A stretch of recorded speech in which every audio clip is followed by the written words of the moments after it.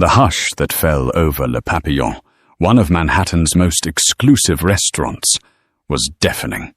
Waiters froze mid-step diners, set down their forks, and the pianist stopped playing mid-note. All eyes turned to the corner table where an impeccably dressed billionaire glared at the trembling waitress. His booming voice cut through the air, demanding perfection, belittling her efforts and seething with impatience. No one dared speak up, until the waitress looked him dead in the eye. A single sentence slipped from her lips, words so unexpected, so arresting, that they seemed to halt time itself. In that moment, lives would forever change. Sophia Jenkins had never been the type to seek out drama. She was 28, juggling 2 jobs, a mountain of student loan debt, and a spirited 7-year-old daughter named Kiki, who constantly begged for dance lessons. But this was life in New York City. When Sophia was offered a part-time position at Le Papillon, a Michelin-starred establishment perched in the heart of Manhattan, she leaped at the chance. The tips alone could keep her afloat in a city where money flowed in torrents, but rarely settled among the working class. Nestled on the upper floor of an elegant pre-war building, Le Papillon was known for its French-Asian fusion menu and an unspoken dress code that turned away even the slightest breach of formality. The staff wore crisp black and white uniforms with embroidered lapels, and each employee was trained to an impeccable standard. Head chef Corinne Lemaire had once worked under a renowned chef in Paris, and rumor had it that celebrities like Beyoncé and even Bill Gates had stopped in for discreet meals. The pressure that came with such clientele was extraordinary, yet Sophia believed the job was worth it. The pay was decent, the tips potentially life-changing, and the environment polished. As a single mother with unstoppable determination, she braced herself for the challenge. Each day, Sophia arrived 2 hours before her shift to help set up meticulously, aligning silverware, wiping down wine glasses until they shone like diamonds under the chandeliers, and memorizing every nuance of the day's menu. She learned that if the chef de cuisine was in a sour mood, the staff had to be 2 steps ahead of any requests.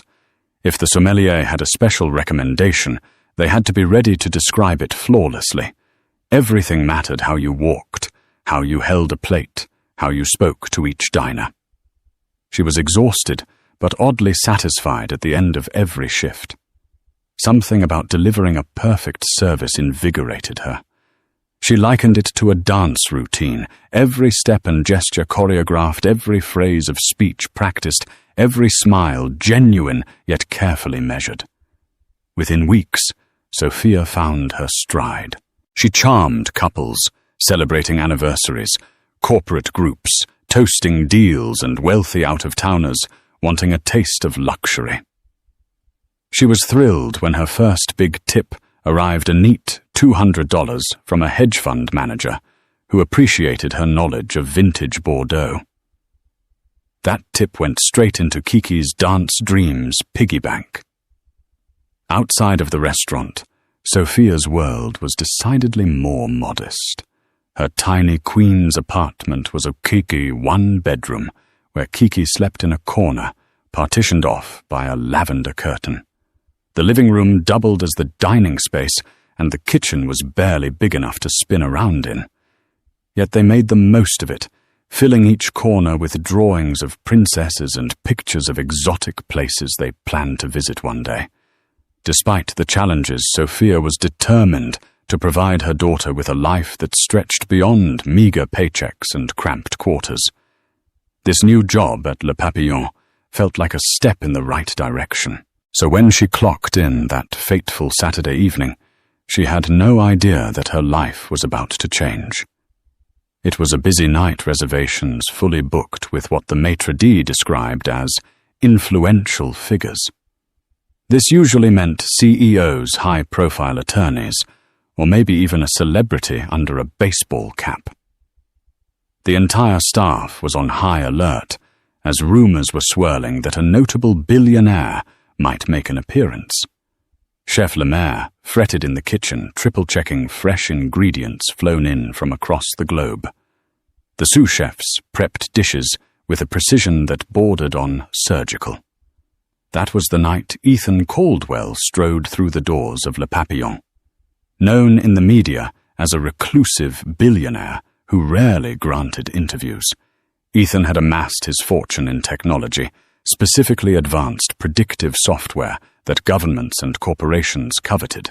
He held the patent for a groundbreaking algorithm used in everything from stock market analysis to facial recognition. Tabloids had a field day whenever he was spotted reporting on everything from his choice of suits to the mysterious women occasionally seen at his side. Some called him the next Jeff Bezos, others the new Steve Jobs.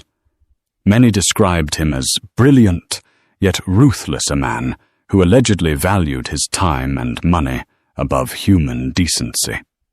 But to the staff of Le Papillon, he was simply Table 9 tonight. And that was all that should matter, at least according to the restaurant's code of conduct. Sophia, having studied the seating chart, knew he was the last-minute VIP addition, the kind who might drop 4 figures on a bottle of wine without blinking. She wasn't assigned to serve Table 9 at first, but fate has a funny way of intervening. Chapter 2. A tense encounter approx. 800 words. The restaurant buzzed like a hive on the brink of chaos. Waiters circled the dining floor like choreographed dancers, swift, silent, and efficient. Every seat was filled. The clink of glasses, the rustle of napkins, and the quiet hum of polite conversation intermingled with the subdued notes of live piano music. Sophia's section for the night was originally Tables 5, 6, and 7, none of them especially important. Table 5 was a couple celebrating their 20th wedding anniversary. Table 6 was occupied by a solitary diner who was more interested in reading his thick biography of Winston Churchill than in socializing. Table 7 was a small group of art dealers politely discussing an upcoming auction. Sophia had just successfully delivered amuse-bouche, a trio of delicate canapés, to each table without incident. So far, so good. Then came the surprise. Julian, the waiter assigned to Table 9, slipped in the kitchen. It happened so fast. He was carrying a tray of champagne flutes, headed for the VIP section, when a stray garnish of microgreens fell to the floor, causing him to lose his footing. Julian tumbled, flutes and champagne crashing in a spectacular sparkling arc. He twisted his ankle badly. The maitre d' rushed in, anxious and pale, while Chef Lemaire let out an audible gasp from behind the pass. In that frantic moment, the maitre d' scanned the restaurant for a suitable replacement. Another server had just started her break. Another was bogged down with a 12 top in the opposite corner. His gaze landed on Sophia. "Sophia," he said quickly, "you're up." She blinked, heart pounding. She was nervous, but the unspoken rule at Le Papillon was unyielding. You never question an order, especially in front of guests.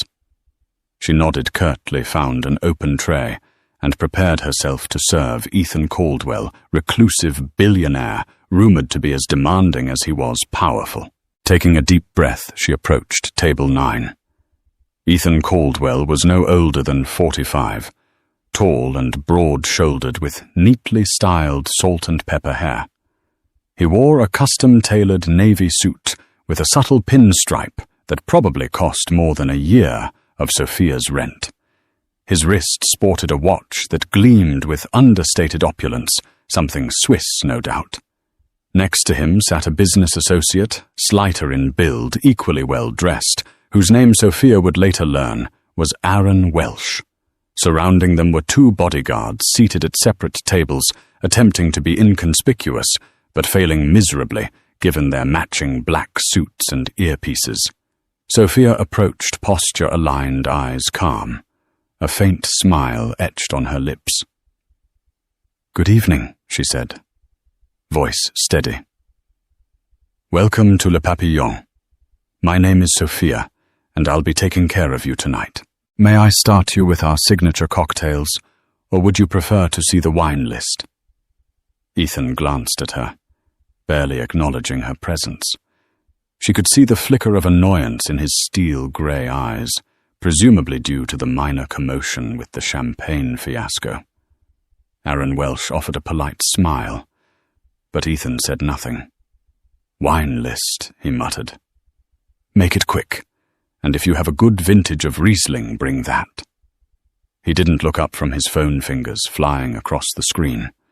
Sophia nodded and hurried to fetch the wine list, ignoring the knot forming in her stomach. She reminded herself that as a server, her job was to remain calm, professional, and gracious no matter who sat at the table. This was the unwritten credo she and her colleagues lived by daily. Be invisible when needed, be supportive when invited, and always maintain composure. She took a mental note to check the cellar for the recommended Riesling that Chef Lemaire had raved about. Perhaps it might please him and brighten his mood. Returning to table 9, she carefully offered the list. "We have an excellent Riesling from the Mosel Valley," she suggested in her best polite tone. "It's a 2001 vintage, quite rare, with notes of peach apricot and a mineral finish. Head chef Corinne Lemaire speaks highly of it. I think it would pair beautifully with tonight's specials." Ethan paused, then tossed the wine list aside as if it were a distraction. He hadn't once made direct eye contact yet. "Fine. Bring it," he snapped. "But let's not waste time with the cheap stuff. I can pay for quality." Sophia nodded, forced a mild smile, and stepped away. In the brief moment she spent fetching the bottle and retrieving the correct glassware, she felt a pang of anxiety. There was nothing unusual about demanding guests, some even borderline hostile. But there was an aura around Ethan Caldwell, an electricity in the air that made her uneasy. Perhaps it was his wealth, or the swirl of rumors about his intimidating personality, or maybe just the fact that she was new to serving high-profile clients at Le Papillon. Either way, she knew one misstep could lead to a nightmarish shift. She meticulously carried out the bottle presentation, showing Ethan the label. He waved it off impatiently, allowing her to pour a small sample. He took a sip, pursed his lips, and nodded curtly. So far, so good. When she attempted to describe the evening's specials, though he cut her off mid-sentence. "Stop wasting my time with pleasantries," he said sharply. "Can we just order? I have a meeting in 20 minutes. Bring me the Wagyu beef seared rare black garlic sauce on the side. No garnish and a side of truffle mashed potatoes. Make it happen quickly." Her heart quickened. Le Papillon prided itself on elegant plating, all meticulously arranged with garnishes and accompaniments. But she had no choice. "Of course, sir," she said, keeping her face neutral. Turning to Aaron Welsh, she politely inquired what he'd like to order. He looked deeply uncomfortable, as though he disliked the tension, but was used to following Ethan's lead. He ordered a bouillabaisse and politely thanked her. As Sophia disappeared into the kitchen to place their orders, she felt the tension throbbing in her chest. Other staff members whispered about the scene at table 9. Chef Lemaire was particularly anxious personally tending to Ethan Caldwell's meal, wanting to ensure that if this rumored billionaire ever decided to invest in a new gastronomic venture, Le Papillon would be the first on his list. Unbeknownst to her, the real drama was only just beginning. While Ethan Caldwell sipped his prized Riesling, the rest of Le Papillon's dining room remained a swirl of refined activity. Waiters delicately balanced silver-domed trays, The pianist's melodic tunes floated on the air, and well-heeled patrons murmured amongst themselves, yet there was an undercurrent of tension creeping outward from Table 9 like ripples on a pond. Sophia was busy checking on her other tables. She refilled a glass of champagne for the anniversary couple, answered a question about sauce pairings for the art dealers, and politely asked the solo diner if he'd like dessert. Despite juggling multiple requests, she couldn't escape the looming sense of dread. She knew she would have to return to Ethan Caldwell's table soon, and her stomach twisted at the thought. When Chef Lemaire rang the bell indicating that Table 9's dishes were ready, Sophia quickly gathered the plates with practiced efficiency. The Wagyu beef glistened expertly, seared with the black garlic sauce in a small ramekin on the side. The truffle mashed potatoes were piped elegantly, though the garnish had been omitted as requested. Chef Lemaire had not been pleased, but Ethan's demands were absolute. Beside that sat the bouillabaisse fragrant with saffron tomatoes and delicate pieces of shellfish. Sophia emerged from the kitchen and made her way through the tables, head held high. As she arrived at Table 9, she gently placed the Wagyu before Ethan, then set down the bouillabaisse in front of Aaron Welsh. "I hope you enjoy your meal," she said softly, stepping back to maintain the polite distance required. For a few minutes, Ethan picked up his cutlery and began to eat, ignoring Sophia entirely. She half expected him to bark some complaint about temperature or presentation, but to her surprise, he seemed too absorbed in his own thoughts to speak. Instead, she watched Aaron's discreet nod, acknowledging the quality of the bouillabaisse, and felt slightly relieved. But just when she thought she might skate through the service unscathed, Ethan's face hardened. He set down his fork, leaned back in his chair, and pushed the plate away in an abrupt gesture. "Waitress," he barked, looking directly at Sophia for the first time.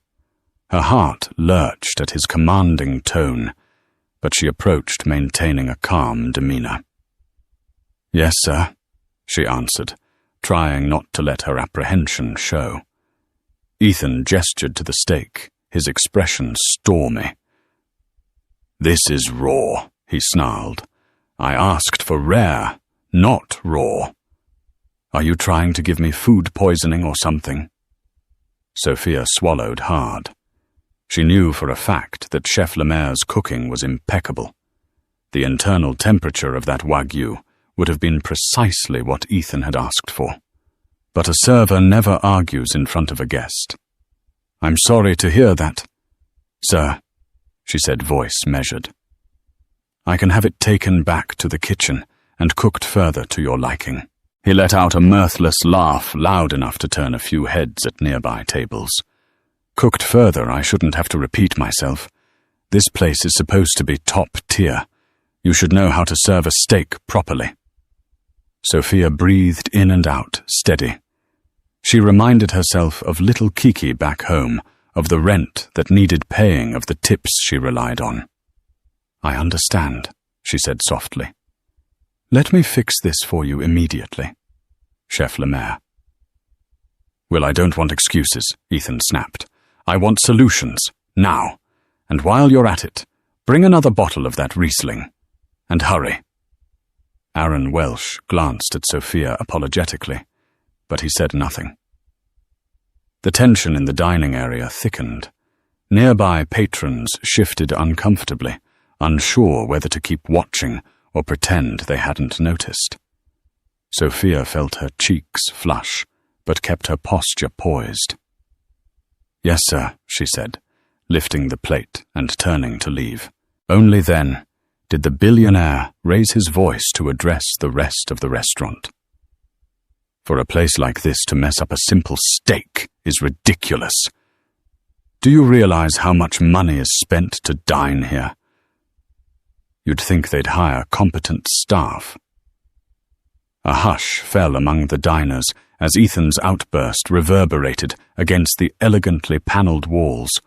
Murmurs rose among the crowd. Aaron placed a hand on Ethan's shoulder, trying to calm him, but Ethan shrugged him off. Sophia's ears burned. It was one thing to be berated quietly, but quite another to be humiliated publicly. Her composure slipped for a moment, a flash of hurt crossing her face.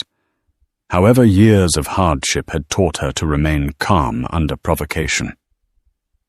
She disappeared into the kitchen, asked Chef Lemaire to cook the steak just a tad longer, and retrieved another bottle of Riesling. The chef was furious at Ethan's accusation of rawness and questioned if the man even understood what rare meant. Still, their hands were tied. The customer was always right, especially a billionaire who could make or break reputations. Sophia returned with the updated Wagyu and the new bottle, carefully displaying it for Ethan's approval. He gave no sign of courtesy, merely lifting his glass for a refill as she poured. Tension lines creased his forehead, and his voice dripped with disdain. She set the steak in front of him. "I hope this is to your satisfaction," she said, biting back any edge in her tone. He glowered at her, but cut into the meat. He took a bite, then nodded curtly. Finally he muttered. Then he added, "You should have done it right the first time." His voice echoed. A few patrons stared openly now, while others pretended to be absorbed in their meals. The pianist continued playing more softly, more hesitantly, trying in vain to maintain the ambiance. Ethan's eyes flicked up at Sophia. "Well, what are you waiting for? You can go." She inclined her head and stepped away, feeling her pulse racing. Before she could take more than 3 steps, he barked again.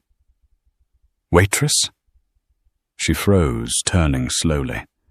His phone buzzed on the table. He glanced at it, reading a text, and then glared at Sophia as though she had personally offended him. "Get me the check, now," he ordered, "and get your manager over here." Sophia's stomach sank. This couldn't be good. She hurried to the maitre d', who immediately tensed at the request. Managers rarely appeared tableside unless there was a major issue, and for a VIP like Ethan Caldwell, damage control had to be swift and thorough. The maitre d' smoothed his jacket and joined Sophia approaching table 9 with careful diplomacy.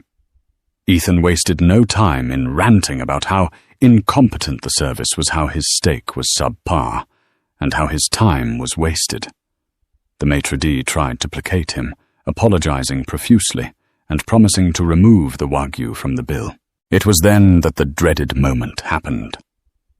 Ethan turned to Sophia, face twisted with scorn, and unleashed an insult-laden tirade that rose above the gentle hum of the dining room. "This waitress is clueless," he fumed. "She can't follow simple instructions. She wasted my evening, brought me raw meat, and I'm paying top dollar. Unacceptable. I don't care if she's new or incompetent. People like her shouldn't be allowed in places like this. I've run companies with thousands of employees, and if any one of them performed like she did tonight, I'd have them fired on the spot." The whole restaurant fell silent. A hush blanketed the dining room, as though someone had hit a pause button on life itself. Every pair of eyes fixed on Ethan Caldwell, stunned by the ferocity of his outburst. The chatter of the other tables died away. Forks and knives clattered to a standstill, and even the pianist's fingers froze on the keys. Aaron Welsh was red-faced, staring down at his half-eaten bouillabaisse, clearly wishing he could melt into the floor. Sophia stood rigid, heart pounding in her ears. Her cheeks burned with both humiliation and anger she struggled to keep in check. The entire staff watched as this towering man verbally pummeled her, telling the world she was worthless, incompetent, a nobody. Something inside Sophia cracked. She had spent years turning the other cheek, dealing with condescending customers, who snapped their fingers. Students in her second job as a dance instructor, complaining about fees, even the father of her child who vanished without a trace, leaving her alone to raise Kiki. She had always bottled up her frustrations, swallowing every harsh word and insult, convinced that meek acceptance was the only way to survive. But in this moment, with the entire restaurant gawking at her humiliation, her backbone finally straightened. She lifted her chin, looked Ethan Caldwell square in the eye for the first time that night, and spoke a single sentence that stopped all of Manhattan in its tracks, or so it felt. "You can buy a steak, sir, but you can't buy decency." Her voice was calm, but the words cut through the air like a knife. For a moment it seemed as though time itself had halted. The words lingered echoing in the silent dining room. Every person within earshot felt the impact of her statement. A wave of shock rippled through the crowd. Even the maitre d' was stunned into momentary silence. Chef Lemaire, peeking from the kitchen, felt her heart jolt with pride and dread all at once. Ethan Caldwell's expression froze. His eyes widened in anger, and a flush crept up his neck. No one spoke to him like this, especially not a waitress. After a stunned beat, he began to splutter. "What? Did you just say?" Sophia's composure held. Her posture was as straight as an arrow, her gaze unflinching. "I said you can buy a steak, but you can't buy decency," she repeated, her voice echoing the calm resolve of someone who had finally had enough. She expected an immediate explosion from him, but instead, the entire restaurant seemed to hold its breath, waiting for his reaction. People slowly emerged from their stunned silence. A few tables began clapping tentatively at first. Then one or two bolder voices joined in, until a soft applause spread across the room like a gentle wave. It was a subtle but tangible show of solidarity with the courageous waitress who had dared to speak her truth. Ethan's face contorted with rage. He stood abruptly, nearly knocking over his chair. The half-eaten steak before him lay forgotten. "How dare you?" he roared. "Do you have any idea who I am? I could buy this entire restaurant and fire you all. I could ruin your life with a single phone call." Sophia swallowed, her pulse drumming, but she refused to back down. She was no fool. She knew the risk she had taken by speaking out. She might lose her job, the only stable income she had. But in that moment, her self-respect outweighed her fear. "I'm well aware of who you are, Mr. Caldwell," she said quietly, her voice wavering only slightly. "I also know that doesn't give you the right to treat people like they're disposable." The applause grew louder. A few guests rose to their feet, nodding in agreement. A whirlwind of confusion seized the maitre d'. On one hand, he needed to protect the restaurant's reputation from a furious billionaire. On the other, the moral compass of every person in that room had been rattled by Ethan's vicious behavior. The staff exchanged worried glances, uncertain of how to intervene. Ethan Caldwell's breathing was heavy. He jerked his gaze from Sophia to the maitre d' to the onlookers around him, all of whom were either silently watching or openly showing support for the waitress. It was a surreal moment, a standoff between an exceedingly wealthy man and a courageous woman who'd had enough of being trampled upon. "Your manager," Ethan hissed, turning to the maitre d'. Now the maitre d' stepped forward, hands held out in a conciliatory gesture. "Mr. Caldwell, please accept our apologies for any." Ethan silenced him with a raised hand. "I'm done," he said, his voice seething with anger. "I won't spend another minute here. This is unacceptable. Do you realize what a public relations nightmare this is for me? I'll see to it that this establishment suffers. And you, he snarled at Sophia. You just made the biggest mistake of your life. Without waiting for the check, he tossed a wad of cash onto the table, far exceeding the bill apparently, and grabbed his phone. Aaron Welsh quickly scrambled after him, whispering apologies to the stunned staff. The two bodyguards who had stood abruptly when Ethan shouted followed their employer out the door, leaving the entire restaurant in a hushed state of disbelief. Sophia stood rooted to the spot, her entire body shaking from the adrenaline rush. Had she really just done that?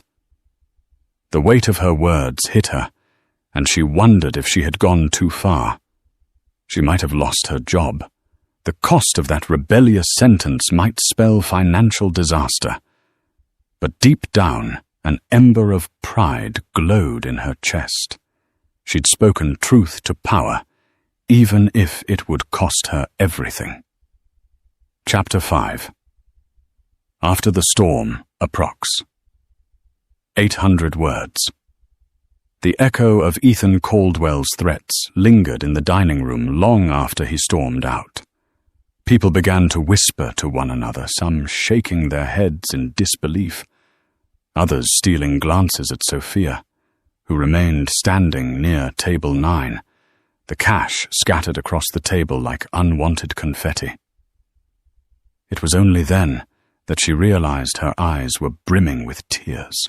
The stress, the fear, and the triumph of that single moment overwhelmed her.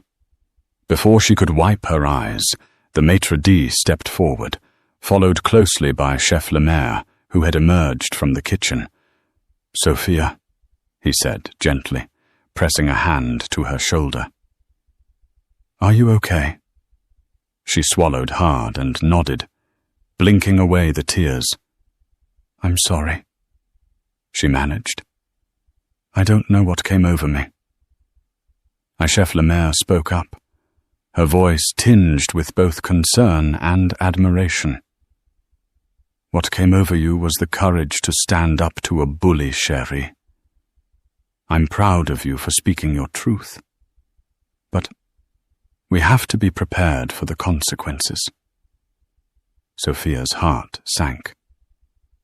"I understand if you need to let me go," she murmured. I spoke out of turn. I was unprofessional.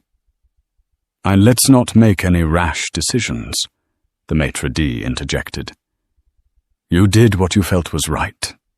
If Mr. Caldwell makes good on his threats, we'll have to deal with it then. But for now, take a few minutes to collect yourself." One of the bussers stepped up to clear the table, but the maitre d' raised his hand. "No," he said, eyeing the pile of cash Ethan had flung down. "We'll handle that carefully. The check was never finalized." "This is complicated." Sophia, too shaken to deal with the financial logistics of the situation, nodded. I'll step outside for a moment." She made her way to the back exit, escaping into the alley, where the restaurant disposed of its trash. Under the soft glow of a single street lamp, she leaned against the cold brick wall and inhaled the crisp night air. Her mind whirled with 100 questions. How would she pay her bills if she lost this job? What about Kiki's dance lessons? Had she just shattered her future with one impulsive sentence? Yet amidst the swirl of fear, she felt an undeniable relief. For once, she hadn't just swallowed her dignity. She'd stood up for herself, and by proxy, for every server, cashier, receptionist, or sales clerk who had ever been dehumanized by someone wielding wealth as a weapon. She was startled by a gentle voice. Sophia. Turning, she found one of her co-workers, a fellow waitress named Marta, hovering in the doorway. Marta, a kind soul in her early 40s, had been at Le Papillon for years. She offered Sophia a comforting smile. Some of the customers asked for you, Marta said softly. They wanted to thank you for what you did. Thank me, Sophia asked, surprised. But I probably just ruined the restaurant's reputation and my own. Marta shrugged.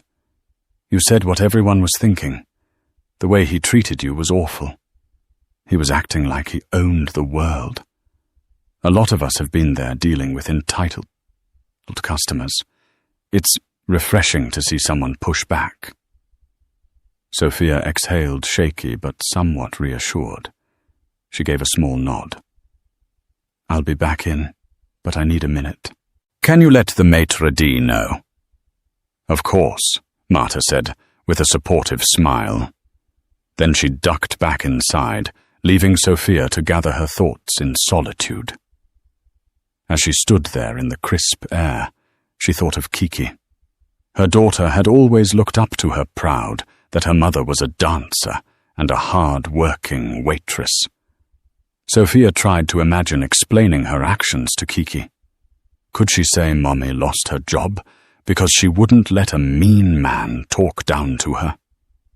A tear slipped down her cheek, and she brushed it away, steeling herself. If she had to start over, she would. But at least she had looked that bully in the eye and refused to let him trample her spirit. Eventually she returned to the dining room.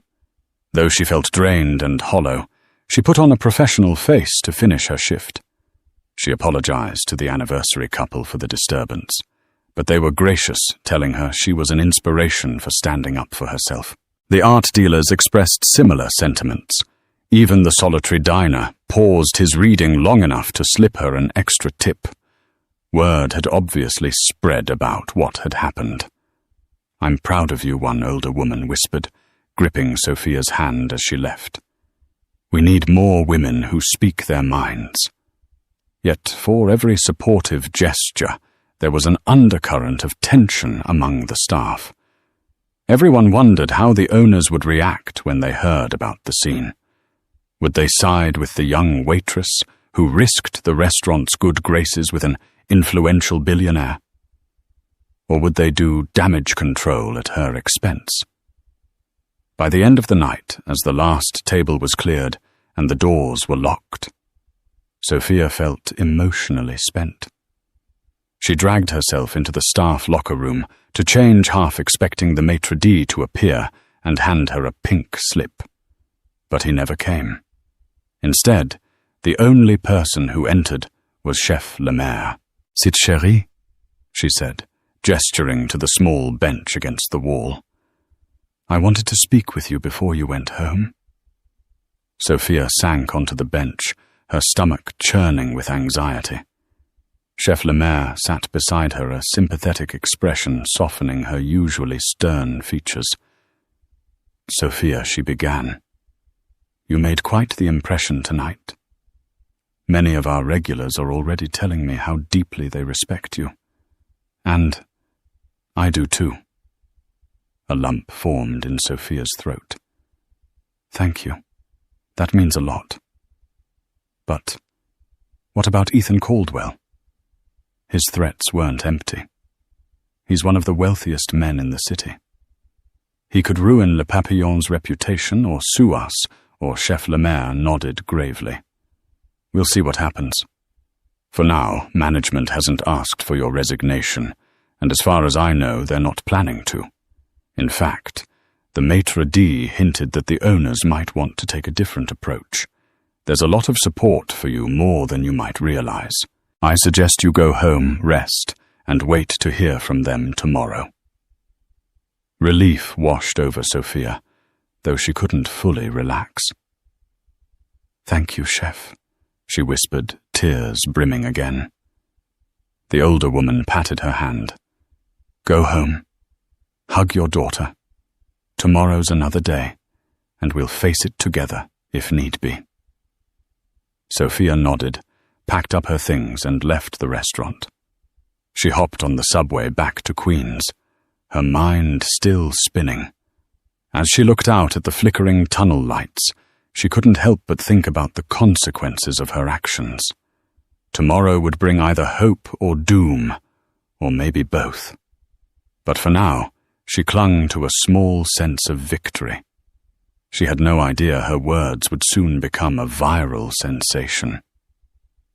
When Sophia woke up the next morning, her phone was vibrating incessantly on her bedside table.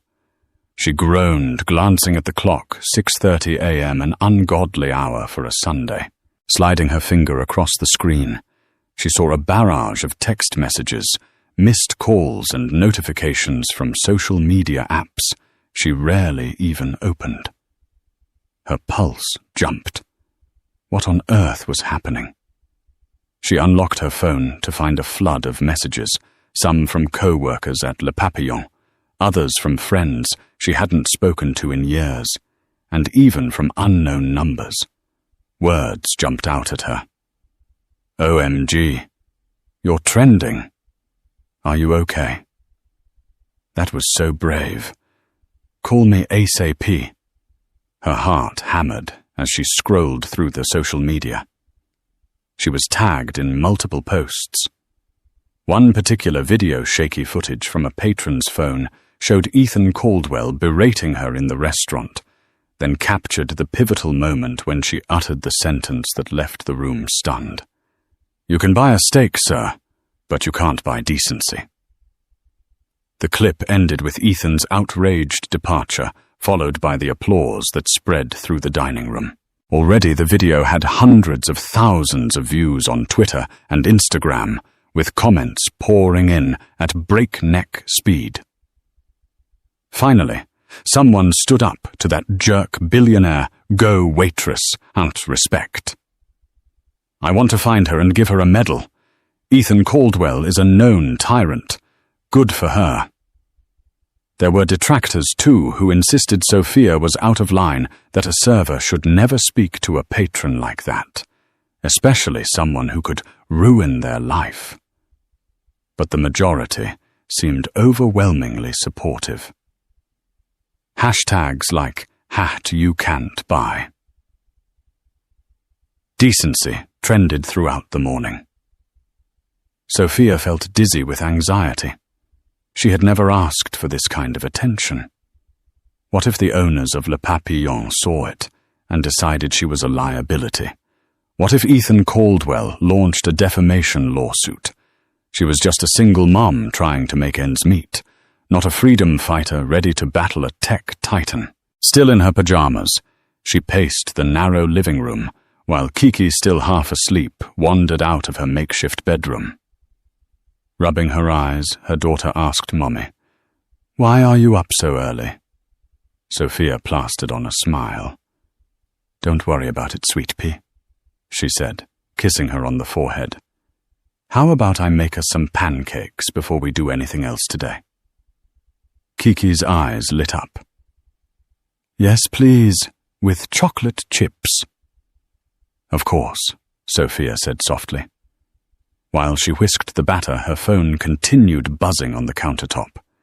She received a call from Marta, who sounded breathless. "You have no idea what's going on," Marta exclaimed.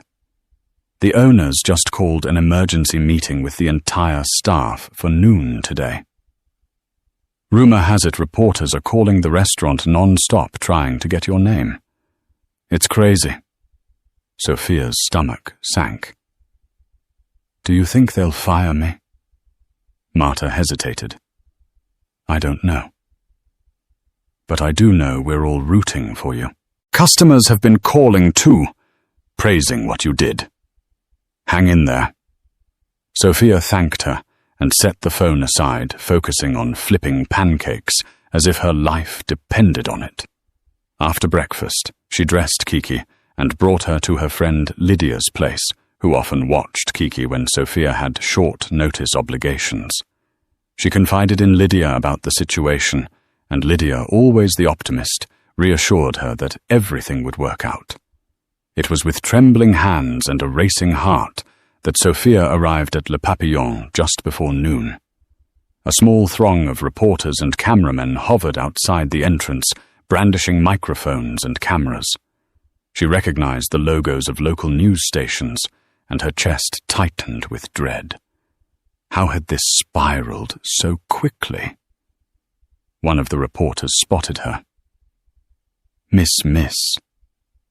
Is it true you're the waitress who stood up to Ethan Caldwell? Can you tell us what happened? Sophia lowered her gaze and attempted to slip past them. She didn't want to make any statement that could worsen her situation. The maitre d' was at the door, ushering her in quickly. Good to see you, he murmured. Just head to the private dining room in the back. The meeting's about to start. Inside, every member of the staff was already seated. Bartenders, servers, chefs, bussers, and hosts. The tension was palpable. At the head of the room stood Franco Moretti, the restaurant's general manager, and Patrice Fontaine, the majority owner of Le Papillon. Sophia had only seen Patrice once before, during a special event.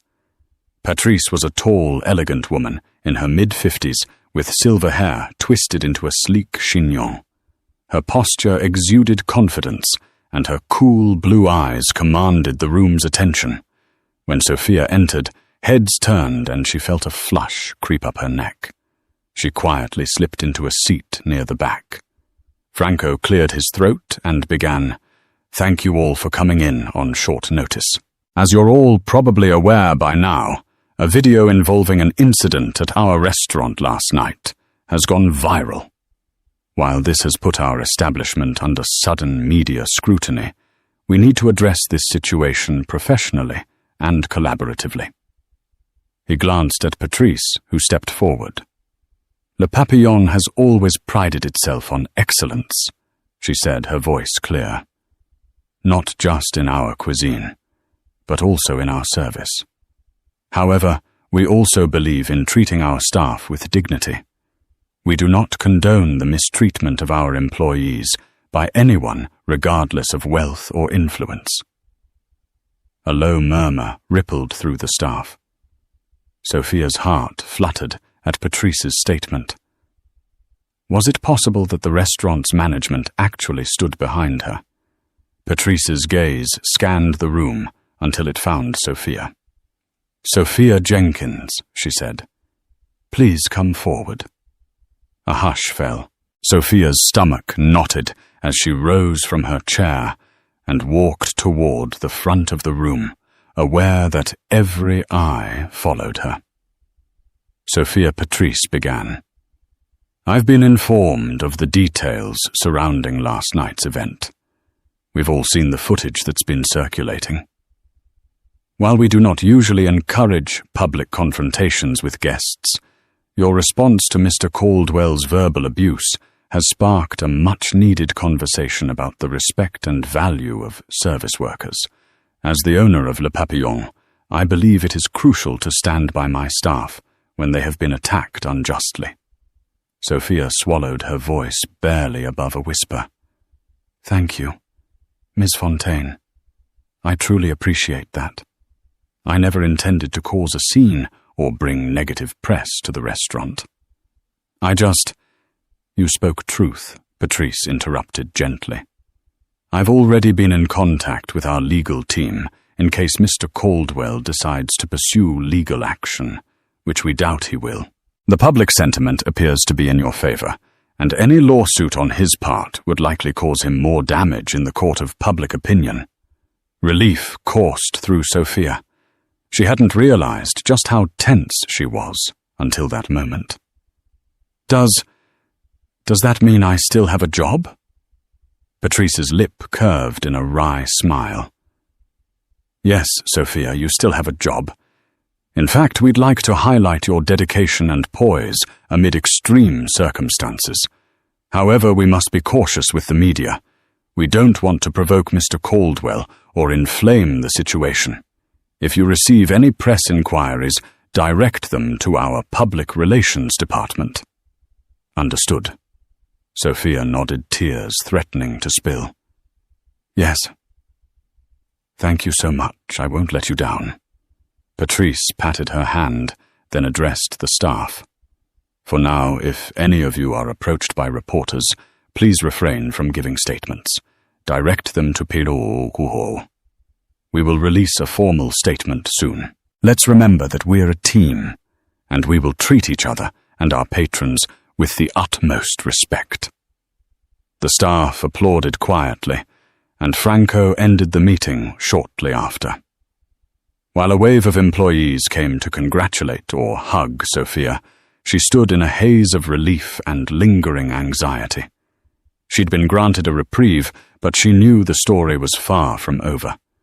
Ethan Caldwell might still retaliate, and the world's attention was on her. Still, for the first time in her life, Sophia felt seen not as an invisible waitress to be stepped on, but as a person with a voice and dignity that could not be bought at any price. In the days that followed, Sophia's life transformed in ways she never could have anticipated. The formal statement issued by Le Papillon was measured and firm. They stood behind their employee, denounced harassment, and assured the public that they would continue to offer world-class dining without compromising the dignity of their staff. This approach ignited a flurry of supportive messages on social media. Her face, captured mid-sentence in that grainy cell phone video, became a symbol of standing up against toxic entitlement. Hashtags multiplied. Memes appeared. Late-night show hosts joked about Ethan Caldwell's meltdown. A satirical article in The Onion teased Billionaire outraged that Waitress expects basic courtesy, spends $10 million on etiquette book to prove point. Amid the frenzy calls and emails flooded the restaurant, many from journalists requesting interviews. Following Patrice's advice, Sophia politely deflected them all, forwarding inquiries to the PR department. She tried to maintain her normal routine, taking Kiki to school, working her shifts, dancing with the small group of students she taught on weekends. But it was surreal to navigate the swirling media storm while attempting to appear calm for her daughter's sake. Then one late afternoon, as Sophia was finishing an early shift, the maitre d' approached her with a bemused expression. "Sophia," he said, "there's someone here to see you. He says he's a friend of the owner and has a few words of support." Patrice approved it. She glanced around. "Who is it?" He jerked a thumb toward a discreet corner of the bar area, where a tall man in a grey blazer stood with his hands clasped. He wore simple jeans and stylish sneakers, and though he tried to look incognito, the face was unmistakable. Sophia blinked, certain she was hallucinating. It was Bill Gates. She nearly dropped the tray she was carrying. The Bill Gates. The Microsoft co-founder, billionaire philanthropist and tech icon, just standing casually in Le Papillon's bar area, waiting to talk to her. Are you serious?" she breathed. The maitre d' nodded wide-eyed. "Yes." He said Patrice is an old acquaintance of his, and he heard about what happened here. Her mind spun. Why would Bill Gates want to talk to her? She was just a waitress. Gathering her courage, she approached him. Up close, he looked surprisingly down to earth, wearing a kind smile behind unassuming glasses. "Mr. Gates," she managed, her voice tinged with awe. I'm Sophia Jenkins." He extended a hand. "Nice to meet you, Sophia," he said warmly. "I hope I didn't cause you any trouble by dropping in. I just wanted to offer some words of encouragement. Patrice told me about the incident with Ethan Caldwell." He paused, adjusting his glasses. "Sometimes people with wealth forget about humanity. You, on the other hand, reminded the world that decency is priceless." Sophia's cheeks flushed. "I don't know what to say.